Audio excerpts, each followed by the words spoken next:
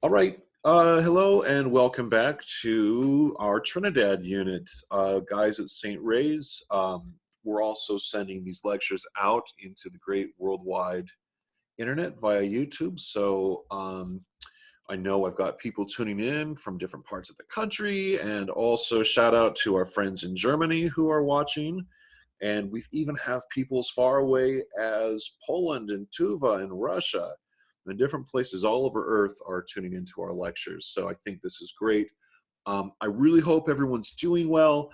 And this is just, I'm glad that even though we're in this kind of pandemic crazy thing, and none of us have really been there, but I think it's just wonderful that we're here having like festive carnival music, and maybe this will raise our spirits. So we'll see. But I'm going to go ahead and hit present here.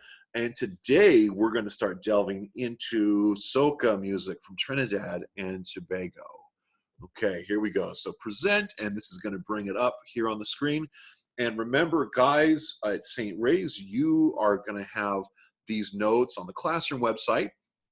And for those people tuning in from the other parts of the world and the country, I am going to be, when I upload this on YouTube, I will be including the links to all the songs from today. So even if you're younger and you're not a high school guy or whatever, or a girl, certainly the songs are really, really good. And you can share those with little kids or middle school kids or, just whoever is watching. So let's just delve right into it.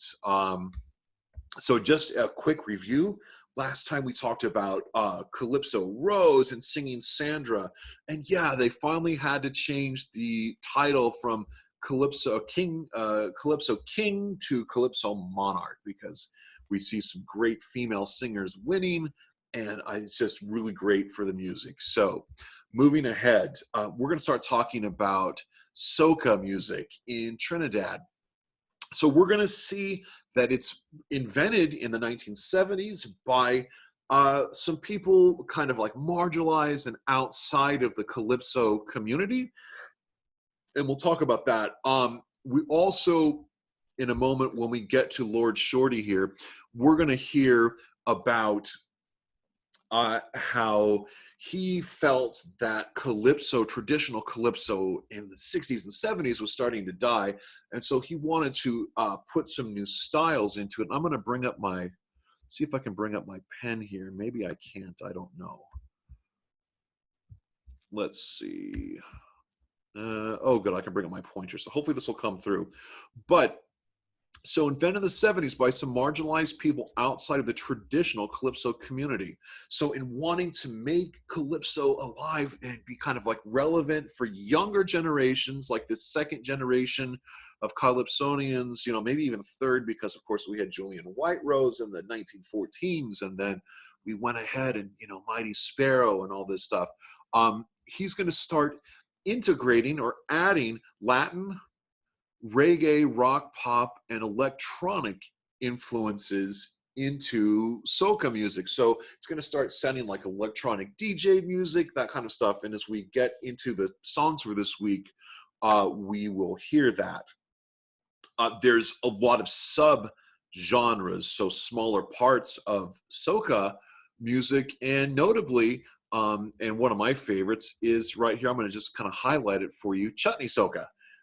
And it's by Trinidadians with heritage from India, and even now some like Indo-Fijian, Trinidadian people. So Fiji, of course, is an island in the South Pacific, but Indo-Fijian is also getting into this music. And if you're like me and you love going to have some Indian food, and I guess with COVID now we can order in Indian food, at least right now in New York City, you can get some of that really tasty chutney spice. And so chutney soca, it comes from Trinidadians, like I said, with this Indian heritage, East India, not Native Americans, but India. Chutney is a spice used in cooking Indian food. And so, as I like to say, and I wish you could see my face, and I'm making a big smile, but it's really spicy music and it's fun to listen to. So chutney is a little spicy, kind of like the cooking. and that's good. So I want you to remember in your notes that chutney soca is this. But let's get into soca first. And I have a couple songs here linked by some notable soca musicians. So really the first one we need to think about is a guy named Garfield Blackman, and he went by Lord Shorty, and he was alive from 1941 to 2000. And he is credited as the father of soca music. And so we'll get to his song in a second. But like I said, he's the guy that's going to put these Latin, reggae, rock and roll, pop, and electronic influences into soca music. Now, this is not chutney soca, this is not spicy, but this is a more contemporary sound to get more people involved in soca music. So I've linked for you, and again, my guys, you'll have the notes access, and the folks listening on YouTube can check out this first song by Lord Shorty, The Cloak and Dagger. And just like earlier Calypso tunes, guess what? No big surprise. There's a social issue, okay? So he's talking about just the rise of crime in his community, and you'll hear him singing, well, there's criminals in this place, and to me, it's a damn disgrace. So he's talking about that, and he talks about he feels like he has to carry a knife under his cloak or his coat, so that's why it's called Cloak and Dagger, because he doesn't feel safe in his neighborhood. And that's a real problem. You know, think about this. Do you know someone that doesn't feel safe where they live? You know, as I'm sitting here on the 27th floor of my apartment building, I feel pretty safe up here. I'm very, very fortunate. But maybe we know somewhere, maybe in ourselves, hey, maybe we don't necessarily feel safe in our neighborhood. And that's ridiculous, right? So that's what he's talking about. So go ahead and hit pause on the lecture, and I'll do like a 3-second pause and listen to the song and then come back to us.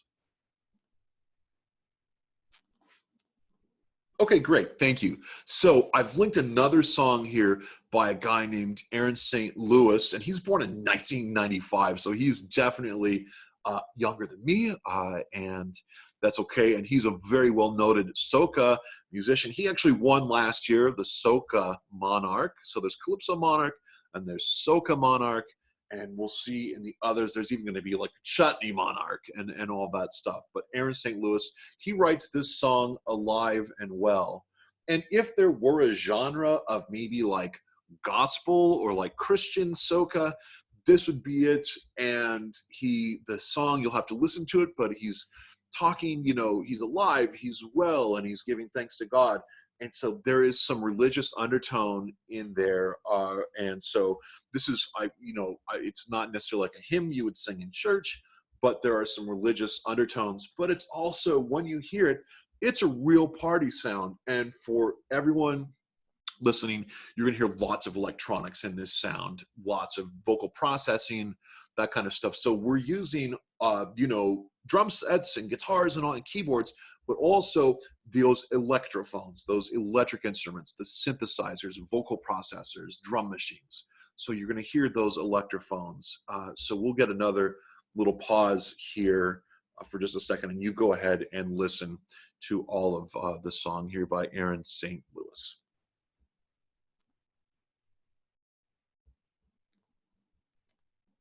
Okay, fantastic. So I just wanted to quickly address a sub-genre of soca, this chutney soca. And man, this is making me ready for some Indian food and some like naan and maybe some goat meat, because goat is wonderful. And oh my gosh, that sounds wonderful. So anyways, chutney soca. This is going to be a hybrid of Indian, traditional Indian classical music and soca. And in my music classes, we've talked about Bollywood being such a big film industry in India.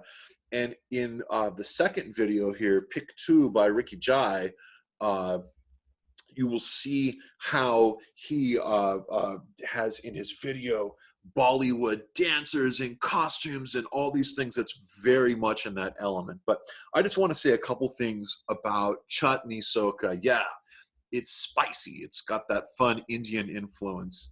A lot of times in chutney soca, you're going to have Trinidadian steel pan and maybe some, electrophone keyboards.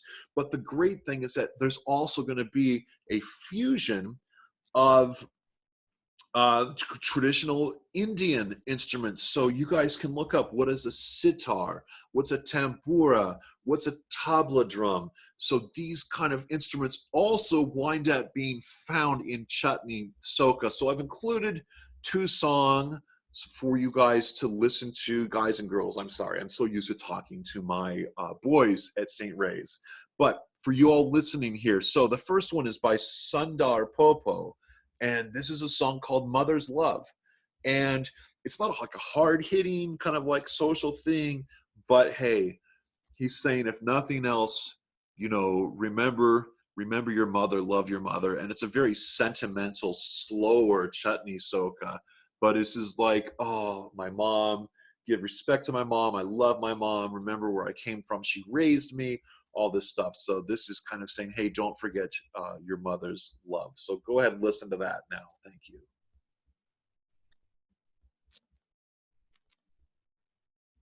Okay, finally, we're gonna get to this. Is this next song, Ricky Jai, pick 2. This is a real fun dance song, and you really need to watch. The video is like 8 minutes or something, but you really need to watch it. And like I said, you're really gonna see those kind of like Bollywood influences, all that fun stuff, and big carnival style costumes that are 20 feet tall and pyrotechnics from the stage.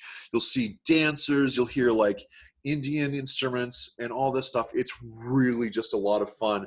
And what they're doing in this song in Pick 2 is they're celebrating the success of Chutney Soca.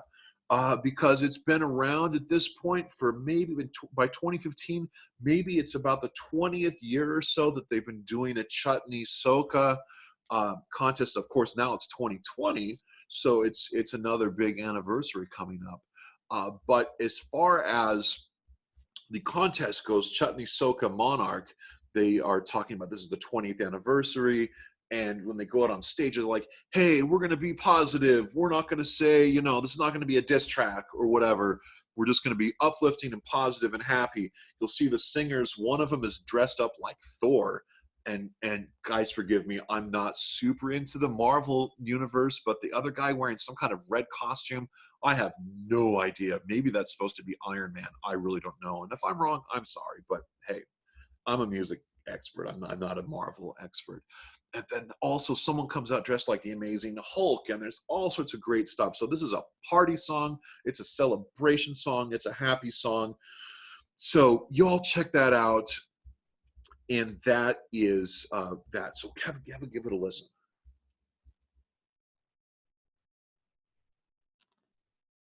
Okay. Now, finally, I want to thank everyone for tuning in. We'll have another lecture in the series that will go live on Friday. And so we'll see you then. And this last message is for my guys at school that I'm teaching. So, gentlemen, in your listening journals, I want you to have take a couple notes on all these songs, my guys. So Cloak and Dagger, Alive and Well, Mother's Love, Pick 2. Talk about it. What do you hear? What does it sound like? Talk about the performances. What influences do you hear? Maybe in Cloak and Dagger, does it sound more like Dominican music or reggae or whatever? But just give it a listen and let me know what you hear. Then that's your real assignment, and you're going to turn those journals into me. So not in-depth song analysis, but I would like to see 3 to 4 sentences for each piece of music. So we're going to leave it at there. And so we'll talk to you next time again on Friday. All right, I'm going to go ahead and hit the button to stop recording, and we'll see y'all soon. Good luck, guys.